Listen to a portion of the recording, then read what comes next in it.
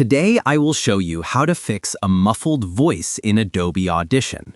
Start by making sure you have your audio clip in the timeline.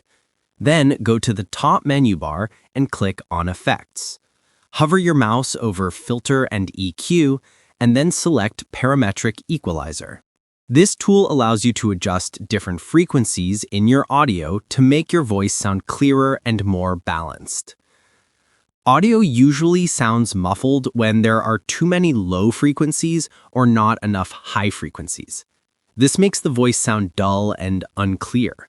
To fix this, click on the HP button to add a high-pass filter. You'll see it appear in the graph.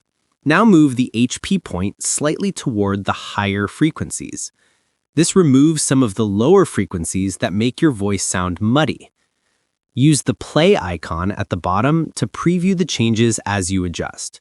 Move the point until the audio sounds clean and natural. Next, click on the curve point on the high end of the graph and slightly raise it.